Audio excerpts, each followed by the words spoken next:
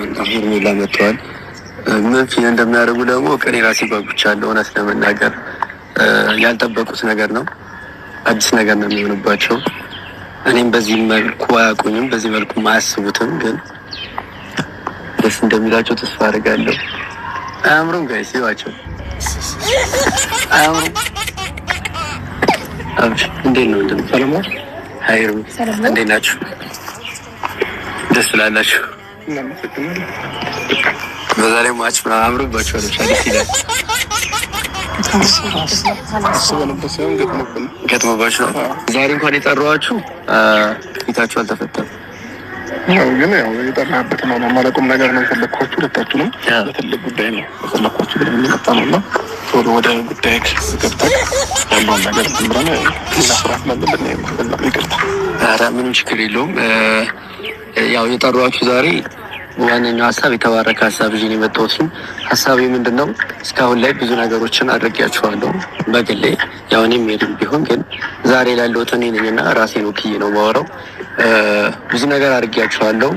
በፍቅራችሁ መሀል ለመግባት ሞክሬያለሁ። እናንተን ለማራራቅ ለማለያየት ሞክሬያለሁ በጣም እና ያ ነገር ልክ እንዳልሆነ ተመልካቾች ብዙ ነገር ሲሉ እና ደግሞ ራሴን ቁጭ ብዬ ደግሞ ነገሮችን ሳስብ የሞከርኳቸው ነገሮች በሙሉ የእናንተን ፍቅር ጥንካሬ ነው ያሳየኝ እንጂ እናንተን በፍጹም ሊለያያችሁ አልሞከረም። እና አሁን ላይ ዘግቼም ሊሆን ይችላል ዘግቼም ቢሆን ግን የእናንተን መዋደድ እና የእናንተን መፋቀር ተመልክቻለሁኝ። እና ትልቁ ነገር የመጀመሪያው የጠሯችሁ ይቅርታ ልጠይቃችሁ ነው።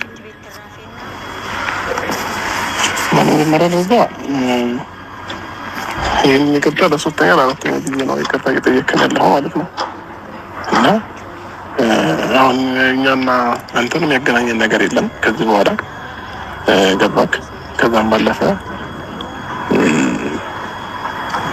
በቀደም እንደዛ ጨክነ እስር ቤት እስከ ማስገባት ድረስ እኛን ስታደርስ እነዚህን አይነት ቀናቶች እንደሚመጡ ማወቅ ነበረብንና አሁን እኛ ለእነዚህ አይነት ጉዳይ ጊዜ የለንም። የምናወራውም ነገር የለም። ለዚህ ከሆነ የጠራህን ማለት ነው። ከዚህ በኋላ ሲጀመርም በተደጋጋሚ ይቅርታ የምጠይቅበት ምንም ምክንያት የለም። ባለቦታም ይቅርታ ጠየቀን ተቀበልን። በድጋሚ ደግሞ እኔንም ሆነ አብርሃም ለማሳሰር ነው ሞከርኩና የነገ ተግባርህም ግልጽ ነው ዛሬ ላይ ይቅርታ ስጠይቀን። ስለዚህ ምን ችግር የለም አይደል? ትልቅ ጉዳይም ደግሞ ስትል እንደዚያ መሰለንም እንጂ በስልክ ደውለህ ይቅርታ ድጋሚ መጠየቅ እኛም ደግሞ ያንተ ይቅርታ ድጋሚ መቀበል የተለመደ ሆኗል። በነገራችን ላይ በሰጣችሁት አሁን ባላችሁ ነገር ላይ ምንም ቅሬታ የለብኝም። ምክንያቱም ምላሻችሁ ምን ይሆናል የሚለውን ነገር ቀድሜ አውቄዋለሁ። ገባችሁ አይደለ? ምንም አይነት መልስ ብትሰጥ አብርሃም ትክክል ነህ፣ ሄርሜላም ለእኔ ምንም አይነት መልስ ብትሰጡ ትክክል ናችሁ ማለት ካደረግኩት ወይ ደግሞ ሁለታችሁ ቀለበት እንድታደርጉ ፈልጋለሁ። ሁለታችሁ ቀለበት እንድታደርጉ ፈልጋለሁ። የእኔ ብቻ ሀሳብ አይደለም። እኔ ባስበውም ግን ደግሞ የእናንተ ወዳጆችም ያው ከኋላ ያሉ ያግዙኛል። የተወሰኑ ሰዎች ከአሜሪካ ምናምን ይሄን ሀሳብ ይፈልጉታል የእናንተን ቀለበት ማድረግ እና ያን ነገር ሳስበው የኔ ስለአንተና ስለ ሄርሜላ ቀለበት እንድታደርጉ ፈልጋለሁ አንተና ሄርሜላ። ምክንያቱም በጣም ነው የምትዋደዱት፣ በጣም ነው የምትፋቀሩት። ወንድሟ ማለት ነው። ለምንድን ነው እንደማናውቀው ነው ሚዲያ ላይ አይደል እንደ ህይወቱ የአብርሃም በክብር ቤት ላይ ስላኖረ ያለፈው ህይወት ተማሪ ያለችው ደግሞ ነጭ ቀይ ሹራብን እስከዚህ ድረስ ያለውና ቢጫ ቲሸርት አንድ ላይ ከታች አፕሮ የሚለብሰው ሰውዬው አለባበሱ፣ አነጋገሩ፣ አበባሉ ከዛ አሁን ለምሳሌ ይሄ ቆሎ እኔ ፊት ለፊት ያለው ትቼ እዛ እንደምወስድ ይሄ ሁሉም እንዲያሻሽል መንኪያ መያዝ እንዴት እንዳለው ከሰው ሲቀርብ ማለት እንደሌለበት ስንት ነገር አስተምራ ከክፍለ ሀገር ወደ አዲስ አበባ ኦር ሸገር የሚለው እነሱ ደግሞ አዲስ አበባ መተናል። አገር ለቅቅን አዲስ አበባ መተናል። አዲስ አበባ ነን። ወይኔ እንደው የምን አያቴ እንኳን በስንት ትጠራለች። ሸገር ብሎ ሰው አይጠራም። አዲስ አበባ መተናል። አገር ለቅቀን ወጥተናል። ስሙ አንዴ በቃ ሱሪና ፓንት በስነ ስርዓት ማይለብስ ሰውዬ እኮ ነው። አፍነት እኔ እኮ ዛሬ ቀለበት አስሬያታለሁ። ይኸው በኦንላይን ያሰርኩት አላህ ወኪል ከው ወለ በእምነት አለ በስመ አብ ወወልድ ወመንፈስ ቅዱስ ካያ ጋር የሚተኝ እንዳያ ይፈሳል። እነዚህ ፍሮች ስሙ ማሮች እንትን አልሰማችሁትም? እንደ ይሄ ፍሬውን በባዝ እንኳን ታሽተህ ማትወዛውን እሷ ማጥታ ሰው አረገኝ። አንድ ሰው ተቀርቦ ላይ የማይፈልገው ሁሉ ሰው እንዲቀርብህ አረገች። ምንድነች ኛቱ የከፈለልህ ዋጋ ምንድን አረገለው? በአሁን ሰዓት አይደለም ልጅ ይዘህ በሽተኛው ብትገባም በሩታ አልፍቴ ሳላሸለቀቅ ራስ ላይ ሰላወጣ ያንን ነገር ሰላለፍክ ትቀበልሃለህ። አሁን አንተ ማንኛውም ሰው ይቀበልሃል ብትሄድ። ምክንያቱም ሩታ አልፍቴ እከክን አራግፋ አንድ ነገር ሳይቀር ቀማል እስከከክ በባዝ የማይወዛው ሰውነትን አውዝታ ሚዲያ ላይ እንድትታይ አርጋ የራሷን ክብር ዝቅ አርጋ አንተን ከፍ አርጋለች። ስለዚህ አሁን እንዴት ሰው አይፈልግም? አሁን አንተ በልብህ ብዙ ዋጋ የከፈለ የልጅነትህ ብዙ ነገር የተወይልህን ሴት ትተህ እችኛቱን መብረጥህ ምንድን ነው ዋጋ? ሲጀመር አንተ ማትረባ ሴት አሳዳጅ፣ ሴት አባራሪ፣ ቆሻሻ ትዳር የሚለው ቃላት ማታውቅ መሆንን አሳይተናል አለው። ሲጀመር አንተ ትዳር የሚባለውን ነገር አታውቁም። ትዳር ያዝክ እንዳትባል ሚስትን የ9 ወር ነፍሰ ጡር አድርገህ አንድ ሴት አንድ ሴት አሻሻ ገዳሜ ስትል ነው የነበረው። ምንድን ነው አንተ ለሷ ምን አድርገህላታል? እስኪ ለሷ የከፈልክላትን ነገር ተናገር። እስኪ ለሷ ብለህ ያረክላት ነገር ምንድን ነው? እሷ ከከፈለልህ አንጻር አንተ ለሷ ምንድን ነው የከፈልክላት? አንተ ሲጀመር ቆሻሻ ማትረባ መሆንን እመኝኝ። ደግሞ ይችንታን ደግሞ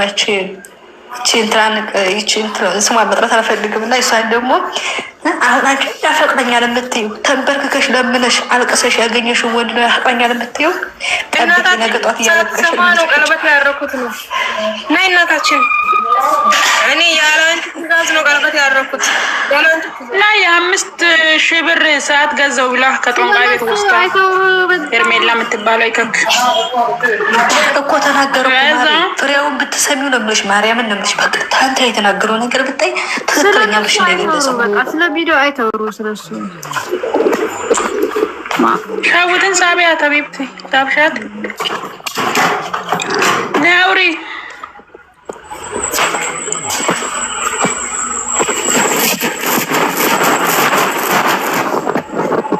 አይ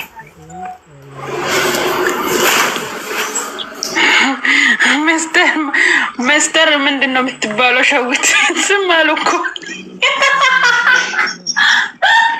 እናንተ 57 ሰዎች ይዛችሁ የትናንትና ወሬ እስከ ዛሬ እየጨፈጨፋችኋት ነው ጋይስ። ምን አለ እዚህ ቤት እርስ በራሳቸው እህታሞች እየተጫወቱ ነው።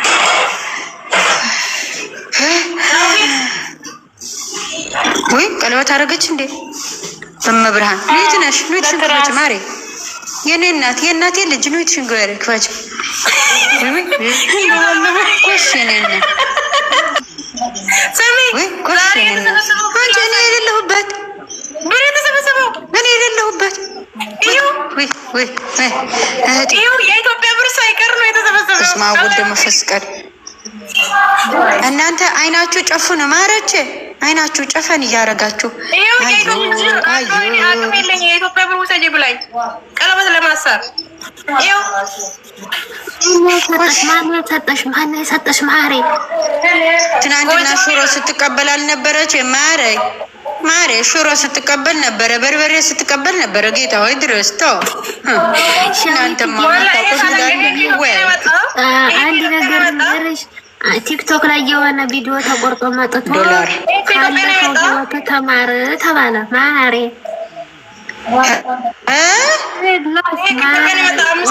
ዝም በሉ እስኪ። ሸዊትዬ ምን እያወራችሁ ነበር ባለችው እኔ ልስጣት። የሆነ ቪዲዮ ቲክቶክ መንደር ላይ ተቆርጦ መጥቶ ሩታዋ ያቺ ማለት ነው ሩታይቱ ምን አለችው መሰለሽ? ካለፈው ህይወት አተማርክም ወይ አለችው። ምን ይመስልሻል? እኔ ማትሰጥኝ ማላችን ከተረገበ በኋላ እንኳን ክደናል። እኛ ከሃዲ ነን ይሁዳንን ያለችው ነው። ችግር የለውም። ይሁዳዎች መሆንም አየንላቸው እኮ ፎሎ እስካርጉኝ ማሮቼ ፎሎ አርጉኝ። 57 አላችሁ ሰው ፎሎ አርጉኝ። ምን ችግር አለው? 4 ዓመት ታረገ ቻናሉ ተረሳ። ጥናጃም ሳረ ከእንደ ሰውየው አረ ፍቅሬ ተቀበሉ። እሱ ስም ነበር የተከፈተ ጥናጃም ሆነዋል። ፍቅሬ ተቀበሉ። አረ እኔ አልፈልግም አላገባም። ይኸው እኔ እኮ አንበሳ ሶፍ ለብሽ ይኸው ተንበርክኬ ይኸው።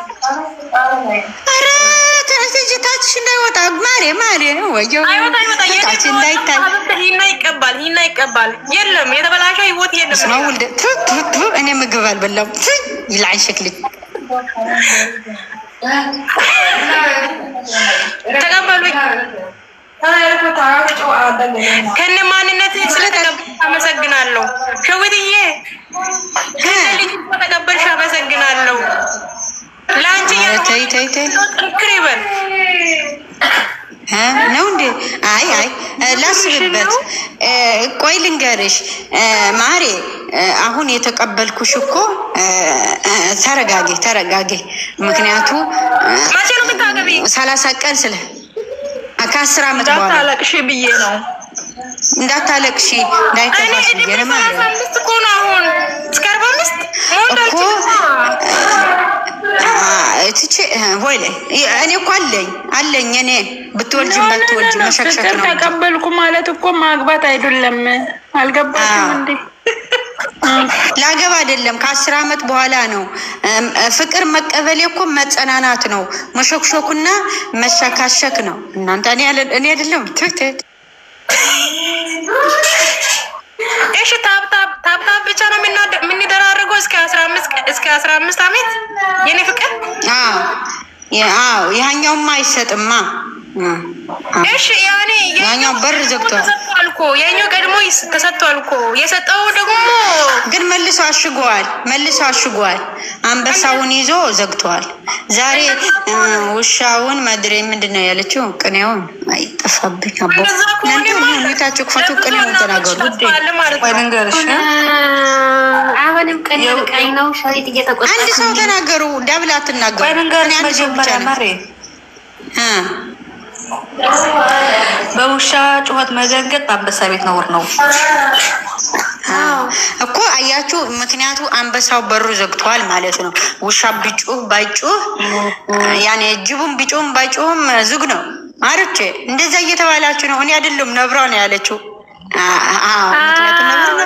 እኔ አይደለም ይሁን እኔ እየቃኘው አትቃኝ እያልሽኝ ካላት አሁን ደግሞ የሆነ ቅኔ ልቃኝ ነው ማለት ነው።